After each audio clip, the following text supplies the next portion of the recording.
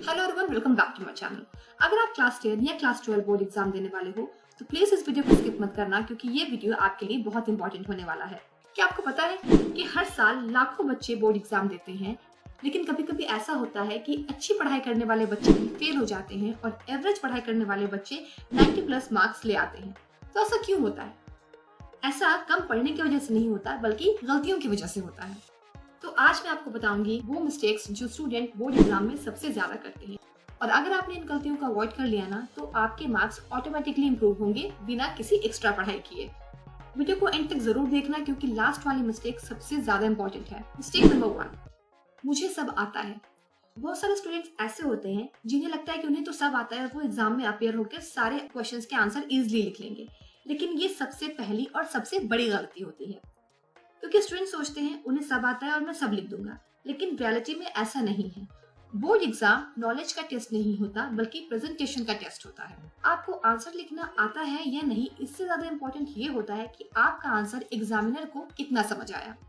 For example, अगर question 5 marks का है और आपने सब कुछ लिख दिया, पर आपके पॉइंट्स जो है वो क्लियर नहीं है, आपके आंसर्स में कोई हेडिंग नहीं है, आपके आंसर्स में कीवर्ड्स मिसिंग है, तो ऐसे में क्या होता है कि एग्जामिनर को आपका आंसर प्रॉपर तरह से समझ नहीं आता और आपके मार्क्स जो है वो कट हो जाते हैं। तो इसका सोल्यूशन ये है कि जब भी आप आंसर लिखो तो हर आंसर्स को पॉइंट्स में लिखो और अपने आंसर्स में हेडिंग्स को अंडरलाइन जरूर करो, जिससे एग्जामिनर का अट्रैक्शन आपके आंसर पर जाए।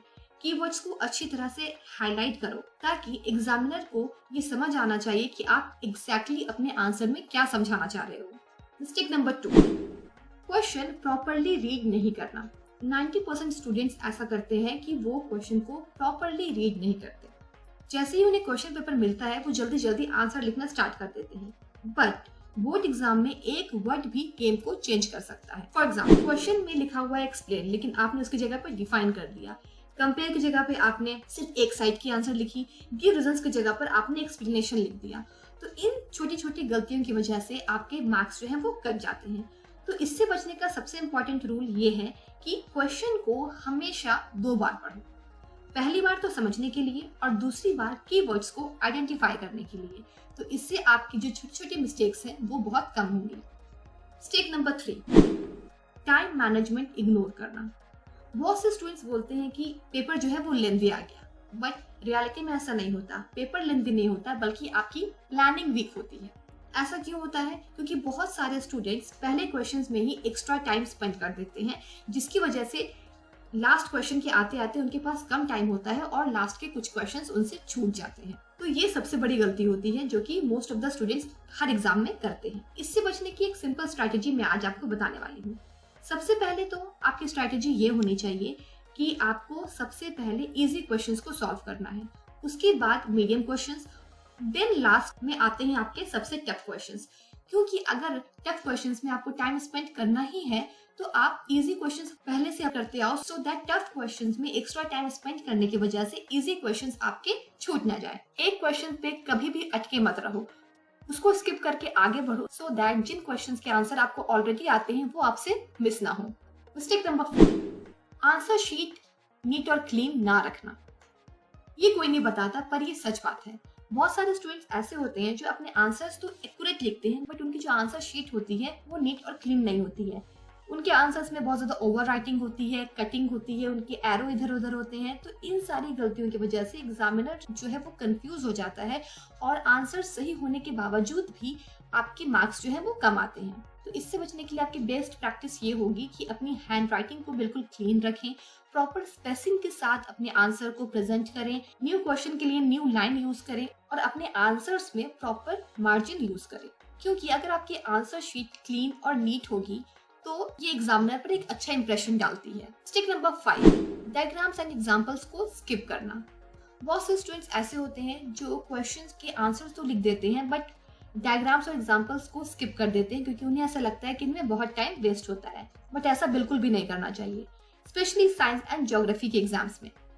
स्टूडेंट सोचते हैं कि डायग्राम बनाने में बहुत ज्यादा टाइम लगेगा, लेकिन आपको पता होना चाहिए कि diagram is equal to 3 marks. Simple diagram भी अगर नीट एंड क्लीन तरह से बनाया जाए तो वो एक स्ट्रॉन्ग इंप्रेशन डालती है, जिसकी वजह से आपके मार्क्स इंक्रीज होते हैं।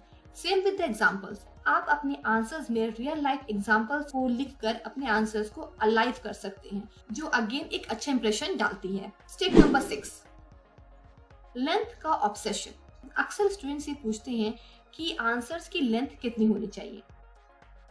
तो इसका जवाब सिंपल है, जितना पूछा गया है उतना ही लिखना है। अगर आप कम लिखोगे तो इससे आपके मार्क्स कट होंगे, और अगर आप रिक्वायरमेंट से ज्यादा लिखोगे तो वो इररिलेवेंट होगा, और इस वजह से भी आपके मार्क्स कट हो सकते हैं। क्योंकि एग्जामिनर को एक स्टोरी नहीं चाहिए, एग्जामिनर को सिर्फ पॉइंट टू पॉइंट आंसर चाहिए। इसलिए हमेशा ये कोशिश करिए कि जितना क्वेश्चन में पूछा गया है उसके अकॉर्डिंग ही लिखें, ना कम और ना ही बहुत ज्यादा। स्टेप नंबर 7, रिवीजन प्रॉपर ना करना। बहुत से स्टूडेंट्स ऐसा बोलते हैं कि मैंने तो सब पढ़ लिया, लेकिन वो रिवीजन नहीं करते। तो याद रखिए कि बोर्ड एग्जाम एक मेमोरी का गेम है। लास्ट 24 आवर्स का जो रिवीजन होता है वो सबसे ज्यादा पावरफुल होता है। एग्जाम के 24 आवर्स पहले आपको एक स्मार्ट रिवीजन जरूर करना चाहिए।